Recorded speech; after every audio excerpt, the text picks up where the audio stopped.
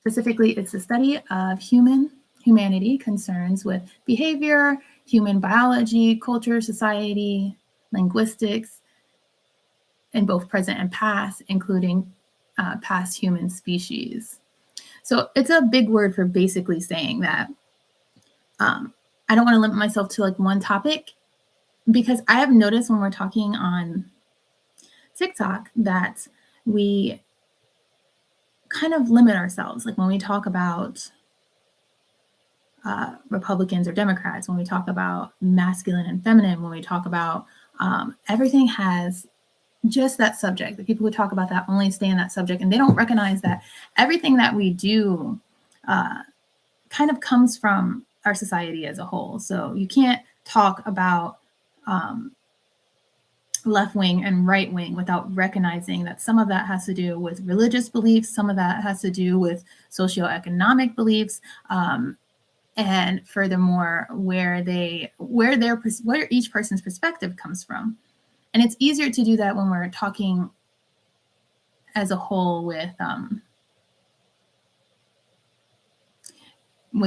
people who have studied different topics. So if we can get the scientists in, we can get the sociologists in, we can get the psychiatrists in, and we get everybody in to speak about our society, to speak about how these things are interconnected, how your tax bracket actually tells you a lot about what you're spending on. Your mental health tells you a lot about things that seem so like separate. So welcome to the channel. Thank you for coming here and chatting with me for a little bit. Thank you for taking your time out of your day.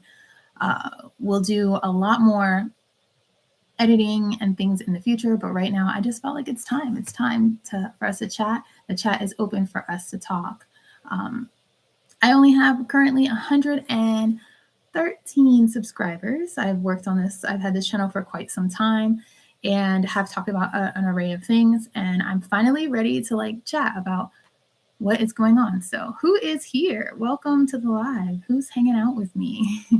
My username that people call me now, like my new title is Sun. I don't go by my regular name anymore because it is bland and I am way more exciting than that. No offense, Mom. I know you'll probably watch this later, but I just want to be Sun. It's my new name. So when I do talk about, let's see, what is this? The shift in consciousness.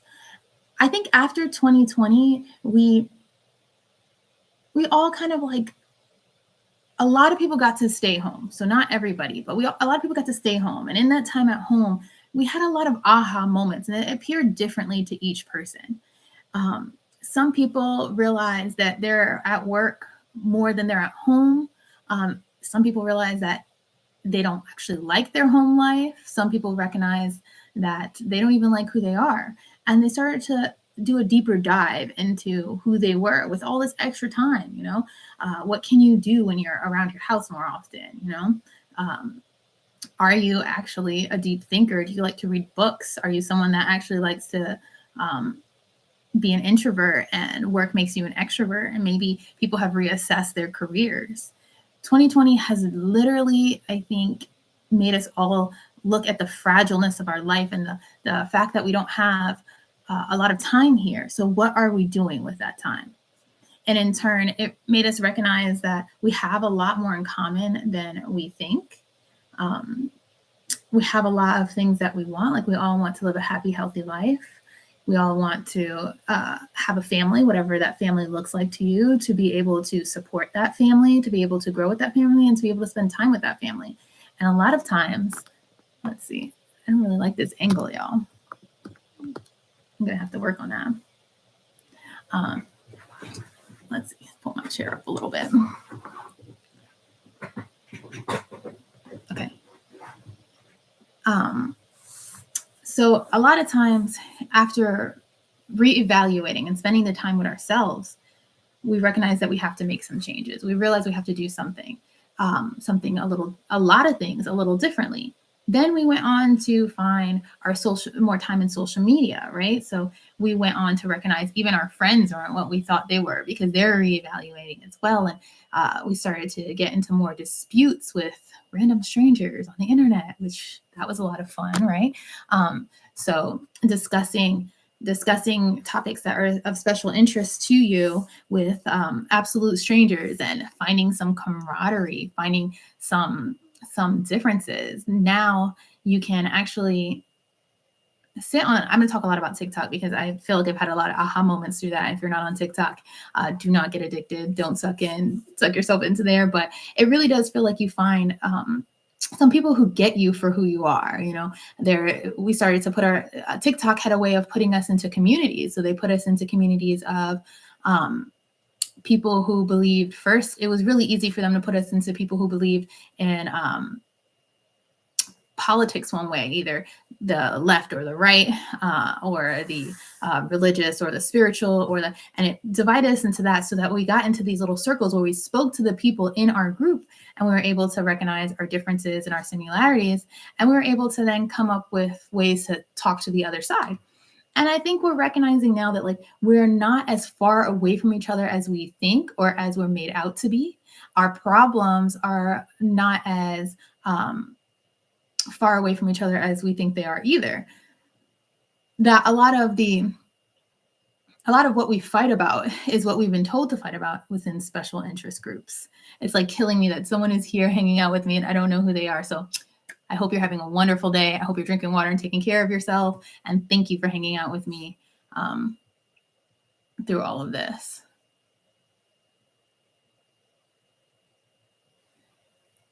All right, let's see. What else do we have here? Okay. This is only a test. Okay. So I have gone live 1 or twice other times. That's cool.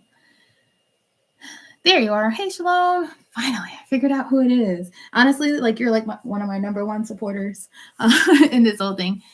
And I guess I just came to work on YouTube so that I can kind of be more formal, work on my podcast, work on my little clips, and that kind of thing. And thank you for spending time with me.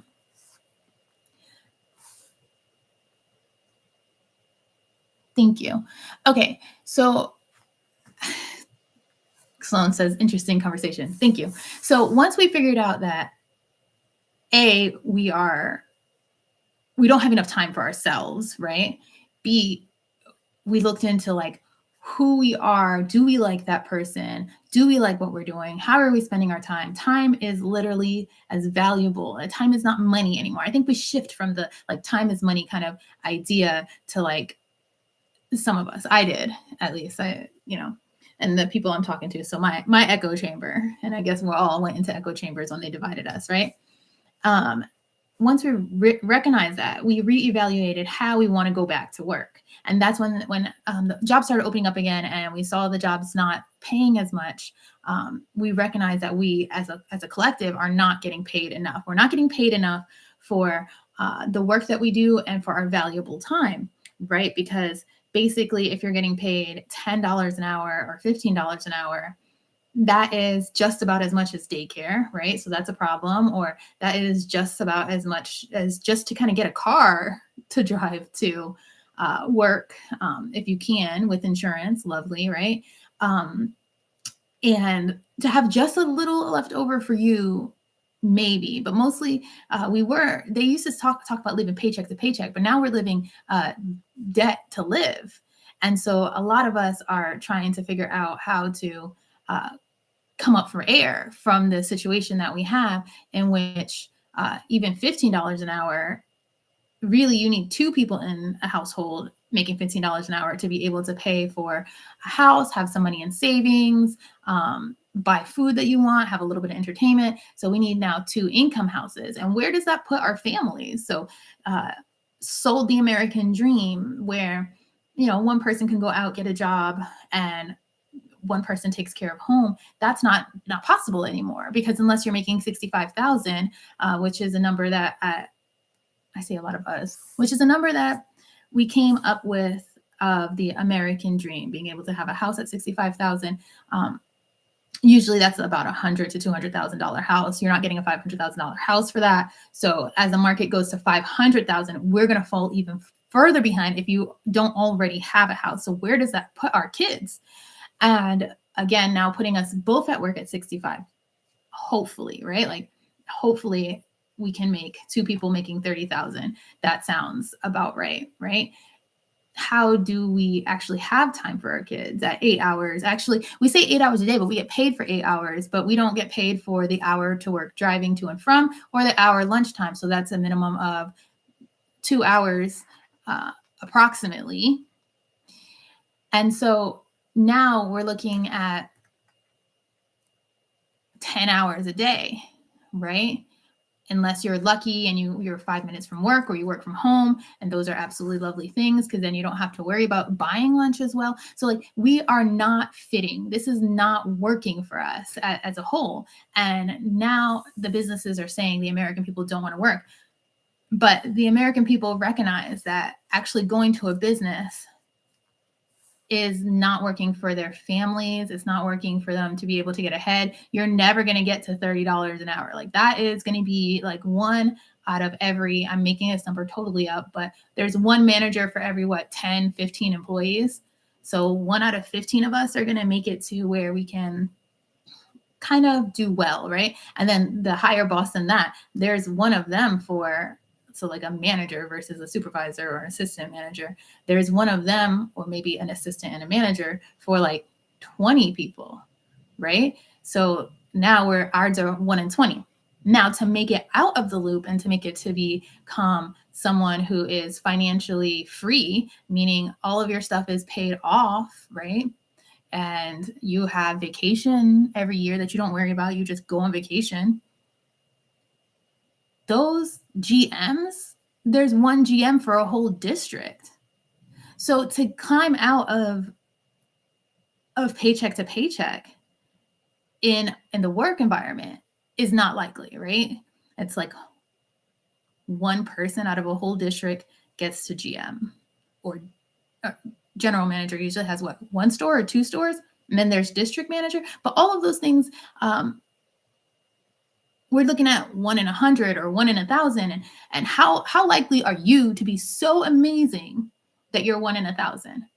And even so, like, then you leave this circle. But what about your family? What about your friends? We're recognizing that this system altogether doesn't work for us. We've been sold this dream that if you work hard enough, but out of everybody that's working 40 hours, only 1 of them make it to supervisor and only maybe 2 of them make it to. And so the math just isn't mathing for us, right? Even with, I finally got my degree. I'm so excited about it. I'm applying for jobs. They don't want to pay over $20 an hour. I'm actually looking at maybe $20, $25 an hour. Meanwhile, the bill that I have for my degree is $50,000 worth of debt, right? $50,000 worth of debt. How am I going to do that with this kind of money? And that's only for a bachelor's. What about a master's degree? It's just not panning out for us. So why is it not panning out? Well, first of all, it's very easy to see that we don't have this is the interconnectedness, right? We don't have access as an average person to our government, right? We can't go and talk to your mayor, your senator, your congressman, and them actually say, you know what, you're right, I got you, let me make some changes. And I don't just mean like we as just me, but we as a general people. Some states don't even allow initiatives from their people. Some states really have pushed that out. My state, fortunately, does.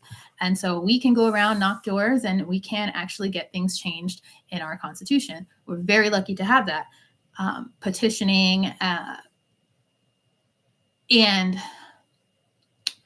but companies have direct access. Companies have direct access to the government in which they write a policy and what works for them, right? And they can send it to the governor along with lobbying, which just means giving gifts under a certain amount within a criteria. If you guys look at the application for lobbying, which I did because I was like, hey, what if I'm a lobby? How would that get me to be able to speak to my governors? Well, it was mostly, and senators and all of those guys, it was mostly how to gift in a legal way. It really had nothing to do with merit, nothing to do with having signatures or having a group of people around you. So right now they made it so that money can get you in the door. And that's the only thing. And with us making, let's just give us, maybe we make $30 an hour. If you make $30 an hour, right, you're doing pretty well in this economy, but you still cannot go talk to your elected officials. Like, you don't make enough to do that. So you have to get into a party, and then we all have to agree, and we don't agree. So it's like we do not have enough access to be able to change this. And it feels very daunting when we speak about, like I speak all day on TikTok, and we talk about different ways to change the system. And it's just like, it could never, because the companies are too big to fail. It could never, because how could a company make money? And the companies have lost their social responsibility. They no longer have to pay for healthcare, right? Because they can do part-time employees. And even then they can do a high deductible, so less comes out of their pocket. And we can't really afford those deductibles. They no longer have to pay for housing or any assist or give you enough money so that you can pay for housing. That's your problem, not theirs. They have no responsibility to your budget. They don't have to give you raises, in which the highest raise I got from a company was cents on the dollar. And they told me I did so well, the highest they've ever rated anyone. And I got cents on the dollar, right? That's not getting me anywhere. And I was there for a year and a half by the time I get that. So where are we really going? This is very much so not a left and a right problem. This is an American problem, right? Because no matter who you are, to get out of paycheck to paycheck or debt to debt that we're in now is a tremendous ask. And it's systematically done. You can't put solar panels on your roof and make your own power. You have to sell it to the company first and get it back. You can't take your seeds out of your fruit, put it into the ground, and get fruit. You have to go buy it. Everything that you have to do has already, a lot of your self-sustaining methods has already been structurally taken from you in many different ways. So you have to work really hard to be able to get your power back, to get your capabilities back from our system that is not working for 70% of the people, right? Because when we do taxes, this is the thing that actually kills me. When I looked at like how much we're actually making, it's hard to actually find like a government page that says the American people make this much. 30% makes this, 40% makes this, 50% makes this. It's hard to find that. And I should look a little harder, to be honest. But where I did find that information, it said 30% of people make $30,000 a year. 50% of people, or 52% of people, make $50,000 a year, and 70 something percent of people make $70,000 a year. It's very odd to see those kind of numbers aligning when nothing is a coincidence, right? Numbers definitely never line up by coincidence. So it's on purpose that they're keeping 75% of people under $70,000. And the average house, how much is the average house now? $400,000.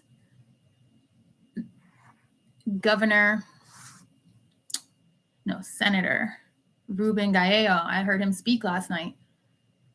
And he said that if you ask a banker to borrow $500,000, the average, not average house, but about the average house in my area, and you're making $65,000, you as a group, you and your spouse, or just you, whichever, they'll deny you. So it is imperative that we look at these kind of things and understand that we have been systematically shut out, and it is getting exponentially worse.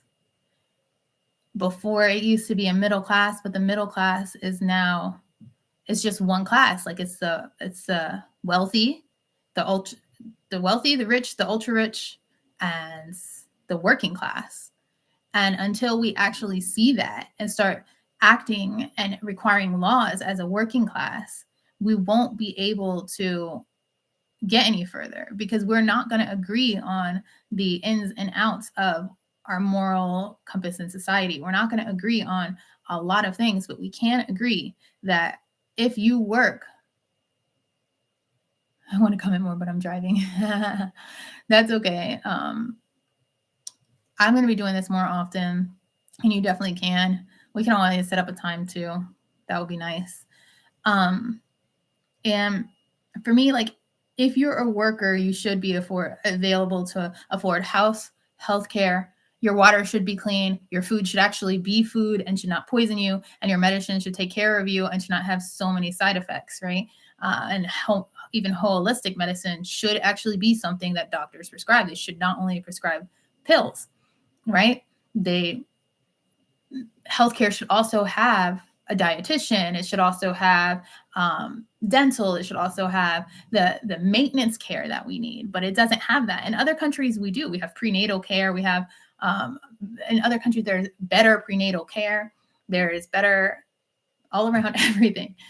And every time our society gets together to change something, if it's changed federally, somehow it gets corrupted. That's one of the things I've noticed. Every time anything that's changed federally, it does get corrupted. So I do like the ability for states to help with their citizens and not companies to make laws for their citizens. That way things can't get corrupted on a large scale, but on smaller scales. And we can see maybe what's California doing, what's California specific district doing, how is that working for the people, and that kind of thing.